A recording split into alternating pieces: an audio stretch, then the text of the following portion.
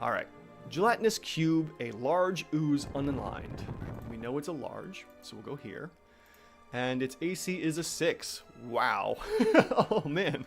It's got no... let's see here. Because of this -4 dex, everyone's AC is base 10. And then, yeah, because of that horrible dexterity bonus, this is why the ooze has a 6 for armor class. All right. And then we're looking at 8 d10 hit dice, followed up with a 20 constitution score, 6 wisdom, and 1 charisma. And this should be a CR2. All right, there's our base stats out of the way for the Gelatinous Cube. We now look at the skills area, and all we have is condition immunities and senses. None of these are going to matter to our CR ratings. Next, we'll go into the skills and see that our Ooze has 2 skills. Ooze Cube and Transparent. So Ooze Cube. The cube takes up its entire space. Other creatures can enter the space, but a creature that does so is subjected to the cube's engulf and has disadvantage on the saving throws. So, let's see here. Creatures inside the cube can be seen but have total cover. A creature within 5 feet of the cube can take an action to pull the creature out. Doing so requires a strength save, and the creature making the attempt takes 10 acid damage. Alright, so that's going to be important. The cube can also only hold 1 large creature or up to 4 medium or smaller creatures inside of it at a time. So in theory, we'll see minimum 2 monsters or 2 creatures of medium size, because generally speaking, most players aren't large. Everyone else is usually medium or small. Next, we have Transparent.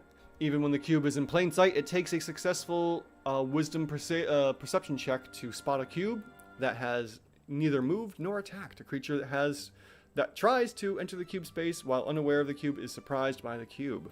All right, so for the actions now for our Gelatinous Cube, we're looking at Pseudopod, which all gelatinous things have, which is funny.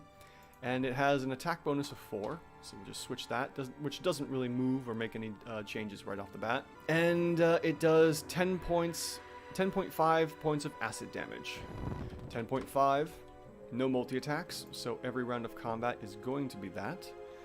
So for the time being, we'll say this times 3, and that will get us to a CR 1/2 so far. We still need to get us up to a CR 1, or 2 at the moment. Now let's talk about the Engulf. The cube moves up to its speed. While doing so, it can enter large or small creature spaces. Whenever the cube enters a creature space, the creature must make a dex save.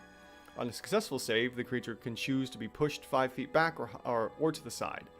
Alright, so we will skip that because when we take into consideration this sort of stuff, we always figure that the monster succeeds. So on a failed save, the cube enters this creature space and the creature takes 10.5 points of acid damage, very similar to the Pseudopod, and is engulfed. The creature, let's see here, the engulfed creature can't breathe, is restrained, and takes 21 acid damage at the start of the cube's turn. When the cube moves, the engulfed creature moves with it. An engulfed creature can try to escape by taking an action to make a DC 12 strength check. Okay, so engulf is very similar to swallow. And with that, we're going to come over here and suggest that since our Gelatinous Cube can hold up to 4 medium creatures, we're going to add in at least a minimum of 2, because it's going to move and try to grab onto anything it can get its hands, but it's pseudopods onto. So we're going to suggest that it's going to deal 21 points of damage to 2 players in 2 rounds.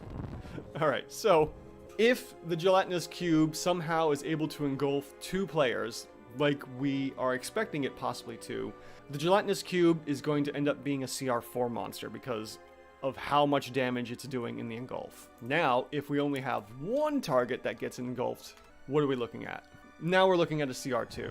So, for the Gelatinous Cube, basically only engulf 1 player. That's where we're at. If you only engulf 1 player and you can't get any others, or if somehow an engulfed player is pulled out, try to get 1 more. But to keep it at a CR2, only engulf 1 player. If you go overboard and somehow end up getting 3 players, let's say you somehow get all 3 players, well, now our Gelatinous Cube is now at a CR6. So it seems like for every extra player beyond 1, for every n number of players you get, it's going to end up ramping up the CR by 2 steps. So, Gelatinous Cube. Only engulf 1 player. Who had requested that? Was that Frigid? Yes, Frigid Gold. Hopefully you get a chance to see this. And, you know, if you're playing the Gelatinous Cube, only engulf one player. Otherwise, every time you add one extra player, the CR goes up another 2 points because of that engulf damage. That is insane.